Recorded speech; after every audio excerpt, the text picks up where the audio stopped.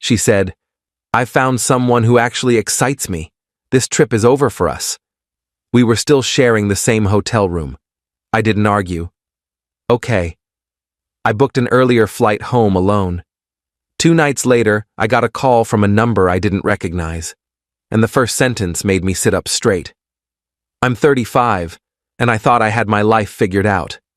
My girlfriend and I had been together for 4 years. We weren't married, but we talked about it. We lived together, split bills, had our routines. This vacation was supposed to be a reset after a rough few months where we'd both been working too much and barely connecting. We'd saved up for almost a year to afford this 10-day trip to a resort overseas. Day 3 is when everything fell apart. We'd just gotten back from the beach. I was sitting on the balcony with a beer, watching the sunset, when she came out and sat across from me. Her face was different. Cold. Like she'd made up her mind about something and was just waiting for the right moment to say it. "We need to talk," she said. I remember my stomach dropping. Those 4 words never lead anywhere good. "Okay," I said. "What's going on?" She didn't look at me, just stared out at the ocean. "I met someone yesterday, at the bar by the pool. We talked for hours while you were napping." I felt my throat tighten. "You met someone?" "Yeah." She finally looked at me. And I realized something. I haven't felt excited in years. Not with you, not about us, but talking to him. I felt something I forgot existed. I just sat there. I didn't yell, didn't throw anything. I think part of me saw it coming, honestly. We'd been going through the motions for months. "So what are you saying?" I asked. "I'm saying this trip is over for us. I'm not going home with you. I'm staying here. He's staying at the same resort. I want to see where this goes." I looked at her like she was a stranger, and in that moment, she was. "Okay," I said. She blinked. "That's it? Just okay?" "What do you want me to say? You've clearly made up your mind. I'm not going to beg." She looked almost disappointed, like she'd expected more of a fight. "We're still sharing this room for the next week," she said quietly. "Not anymore," I told her. "I'm booking an earlier flight. I'll be gone by tomorrow night." She didn't argue, didn't apologize, just nodded and went back inside. I sat out there for another 2 hours, drinking and staring at nothing. The resort music drifted up from below, some tropical playlist that suddenly felt mocking. Couples walked hand in hand on the beach. I wondered how many of them would make it, how many were already broken but didn't know it yet. Then I went inside, opened my laptop, and changed my flight to the next evening. It cost me an extra $300, but I didn't care. I wasn't going to spend another week watching her fall in love with someone else. The confirmation email felt like a divorce paper. The next day was the most awkward 24 hours of my life. She left early in the morning, didn't say where she was going. I knew where she was going. I packed my stuff slowly, folding each shirt like it mattered, because focusing on something simple kept me from losing it completely. I sat by the pool alone, ordered breakfast I couldn't eat, and tried to process what the hell had just happened. A couple next to me was arguing about sunscreen. I almost laughed. Some problems are so small. She came back late that afternoon, showered, changed into a dress I'd never seen before, and left again without a word. She smelled different. New perfume, probably. I didn't see her again before my shuttle came. I left the room key on the nightstand with half the vacation money we'd budgeted. I'm not cruel. Just done. I flew home alone. Spent the entire flight replaying the last 4 years in my head, wondering where it all went wrong. The guy next to me kept trying to make small talk. I pretended to sleep. By the time I landed, I felt numb. I went back to our apartment, realized half her stuff was still there, and just collapsed on the couch. Her coffee mug was still in the sink from the morning we'd left. I stared at it for an hour. That's when my phone rang. 2 nights after I got home. It was almost midnight. I was halfway through a bottle of whiskey, sitting in the dark, watching nothing on TV. Unknown number. I almost didn't answer. "Hello?" Is this you? A man's voice. Rough, angry, stressed. Who is this? I'm calling about your girlfriend or ex-girlfriend, whatever she is. My heart started pounding. The whiskey fog cleared instantly. What about her? She's at the hospital. She asked me to call you. I sat up straight, suddenly cold. What happened? Is she okay? She got into a fight with my wife. I froze. The room seemed to tilt. Your wife? Yeah, my wife. The woman I'm married to. The woman your girlfriend didn't know existed until 2 hours ago when my wife showed up at the resort and found us together. I felt like I'd been punched in the stomach. Wait! You're the guy she… Yeah, I'm the guy. And I didn't tell her I was married because I'm a piece of shit, apparently. But that's not why I'm calling. I'm calling because after my wife hit her, your girlfriend completely lost it. Started screaming, throwing things, tried to attack my wife back. Security got involved. Police came. She's been detained.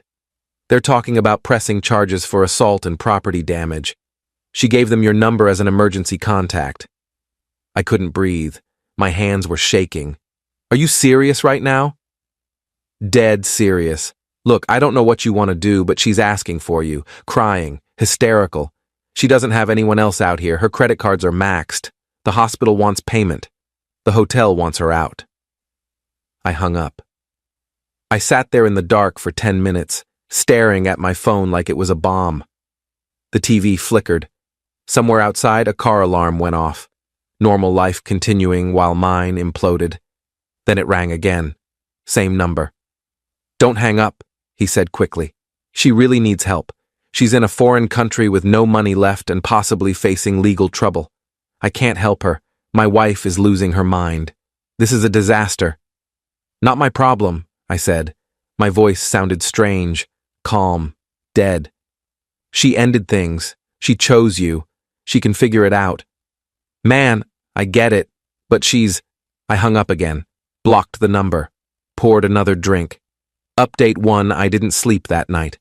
I kept thinking about her sitting in some hospital or police station, alone and scared. Part of me felt bad. The human part. The part that had loved her for 4 years. The other part felt like she'd made her bed, and now she could lie in it. That part was louder. Around 3 in the morning, I got a text from her number.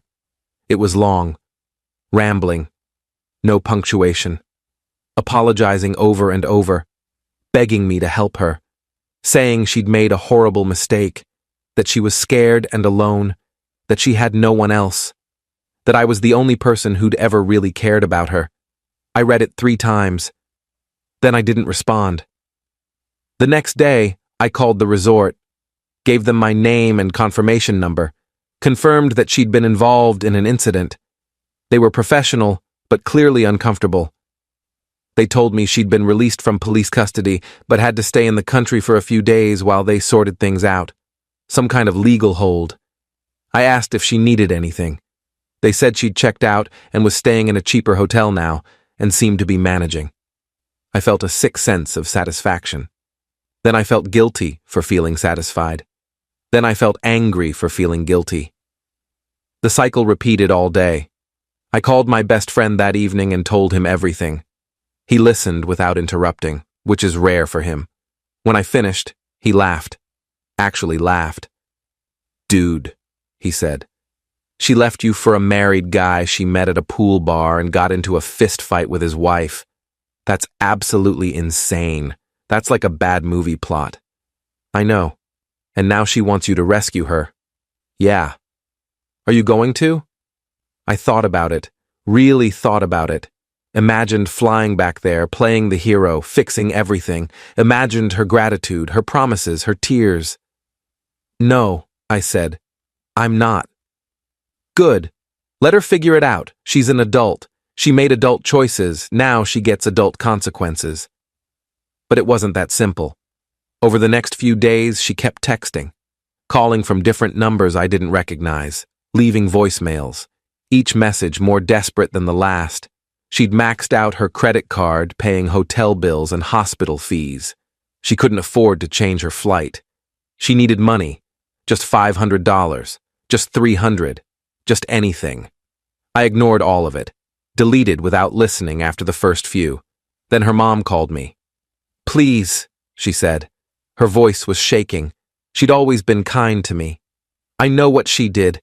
She told me everything. I'm furious with her. But she's my daughter. She's stuck there. I can't afford to help her. I'm on a fixed income. Can you please just wire her enough to get home?" I told her mom I'd think about it. I didn't think about it. Then I blocked her number too. That one hurt.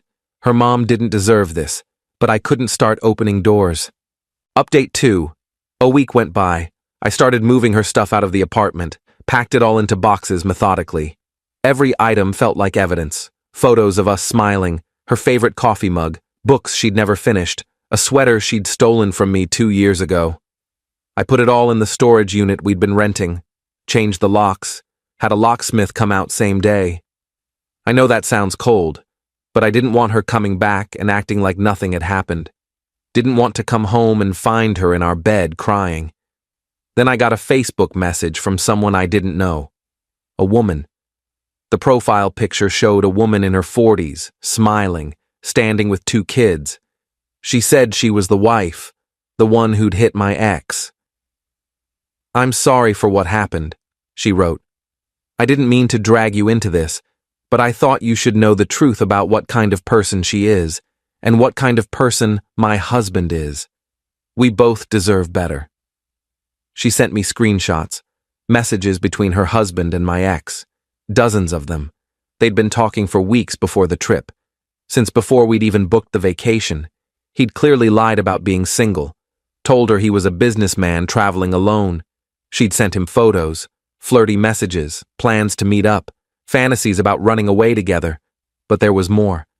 Turns out my ex had told him we'd already broken up before the trip. That I was just a friend traveling with her because we couldn't get refunds. That she was completely available and couldn't wait to be with him. That I was controlling and she was finally escaping. I stared at those messages for a long time. My coffee went cold. The sun set outside my window. She'd lied to him, lied to me, probably lied to herself. This wasn't spontaneous. This was planned, calculated. I was supposed to be there as the safety net while she test drove her new life. I didn't respond to the wife, just closed the messages and sat there feeling numb. Then empty. Then, strangely, relieved. Because now I knew for sure. No doubts, no what-ifs. Just clarity. 2 days later, my ex finally made it home. I know because she showed up at the apartment, started banging on the door at 9 at night. I was watching a game, eating takeout, actually having a decent evening. "Let me in," she shouted. "We need to talk. Please. I know you're in there." I opened the door but kept the chain on. She looked terrible. Hair messy, dark circles under her eyes, clothes wrinkled. Part of me felt bad. The other part felt nothing. "Your stuff is in storage, Unit 212. I'll text you the code," I said calmly. "Are you serious right now? You can't just throw away 4 years." "I didn't throw away anything. You did. On day 3 of our vacation. I made a mistake. I'm sorry. I was confused and stupid and I don't know what I was thinking. And you lied. You told that guy we'd already broken up. You were planning this before we even got on the plane." Her face went pale, her mouth opened, closed. "Who told you that?" "Doesn't matter. It's true, isn't it?" She didn't answer. Just stood there with tears running down her face, mascara streaking. She looked young suddenly. Lost. But that wasn't my problem anymore. "We're done," I said. "Don't contact me again. I'm serious. I'll get a restraining order if I have to." "You don't mean that. You loved me." "I did love you. Past tense. That person doesn't exist anymore." I closed the door. She stood out there crying for another 10 minutes, pleading through the wood. Then she started yelling, calling me names, saying I was heartless, that I never really loved her, that I was probably relieved this happened. The neighbors probably heard everything. I didn't care. Finally, she left. Update 3. That was 3 months ago. I haven't heard from her since that night. Mutual friends tell me she moved back in with her parents 2 states away. lost her job because she'd taken unauthorized time off to extend her trip and then couldn't return on time due to the legal issues. She'd called in sick, then just stopped answering when they tried to reach her. Last I heard, she was working retail part-time and still paying off the credit card debt from the vacation. The legal stuff got dropped eventually. The wife decided not to press charges. Small mercies. The married guy? His wife divorced him within 2 months. Apparently my ex wasn't his first affair, not even his second. The wife messaged me one more time about a month after everything to say thank you for not causing more drama and wished me well. She seemed like a good person. I hope she's doing okay. We both got played by people we trusted. As for me, I'm doing okay. Better than okay, actually. I got a promotion at work last month. My boss said I seemed more focused, more driven. Funny how betrayal can fuel ambition. I started going to the gym regularly, actually enjoying it. Picked up a couple hobbies I'd abandoned years ago. Guitar, photography, things I'd stopped doing because she found them boring. I started seeing someone new about 6 weeks ago. Nothing serious yet, but it's nice. She's kind, honest, direct. We met at a coffee shop. She spilled her drink on my laptop, apologized profusely, offered to buy me a new one. I said it was fine. It was old anyway. We laughed. She asked if she could buy me dinner instead to make up for it. I said yes. The complete opposite of my ex in every way that matters. I still think about that night on the balcony sometimes, the way my ex looked at me when I just said, okay.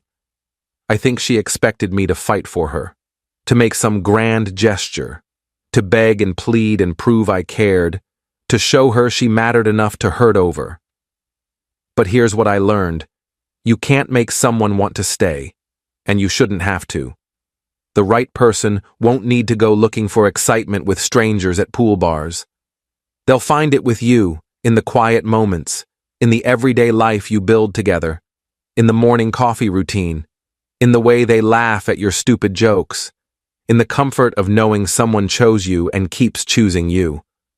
My ex texted me last week, just 2 words, I'm sorry. I didn't respond. There's nothing left to say. Sorry doesn't fix betrayal. Sorry doesn't undo lies. Sorry doesn't give me back the time I wasted or the future I'd imagined. Some people come into your life to teach you what you don't want. She taught me that. And honestly, I'm grateful. Because now I know exactly what I'm looking for. And it's not her. It's not someone who sees me as an option, as a backup plan, as the safe choice, while they explore more exciting possibilities. Final update. It's been 6 months now since everything happened. I'm writing this because a few people reached out after my last post asking how things turned out. Strangers who'd followed my story. It's weird to think other people care about my mess. The woman I mentioned I was seeing? We're still together. It's been 4 months now. Her name, well, that doesn't matter for this. But she's real. We just booked a vacation together, actually. Different resort, different country, different everything. And this time, I'm not worried about anything going wrong, because I'm with someone who actually wants to be with me, who tells me when she's unhappy instead of finding someone new behind my back, who thinks building something real is more exciting than chasing fantasy. My ex tried to reach out one more time about 2 months ago. She sent a long email explaining everything from her perspective. How she'd been feeling unfulfilled for over a year. How she'd made terrible choices. How she wished she could take it all back. How therapy was helping her understand why she sabotaged good things. How she'd grown. How she knew I probably hated her, but she hoped someday I could forgive her. She asked if we could meet for coffee and talk. Just talk. She wanted closure. I read it twice, sat with it for a day. Then I deleted it. Some people deserve second chances. Some people deserve closure. But sometimes, the best thing you can do for yourself is just move forward without looking back. Her closure isn't my responsibility. Her healing isn't my job. I spent 4 years trying to make her happy. That's over now. I don't hate her. I don't wish bad things for her. I hope she gets help. I hope she figures out whatever she needs to figure out. I just don't think about her anymore. And that, more than anything, tells me I made the right choice that night when I said okay and walked away. Life's too short to spend it with someone who sees you as a backup plan, as the person they settle for when their exciting option doesn't work out. I deserve more than that. We all do. I'm happier now than I've been in years. My apartment is mine. My life is mine. My future is mine. And I'm building it with someone who chose me first, not second. Not as a safety net. First. That's the ending I needed. Not the one I planned, but the one I deserved.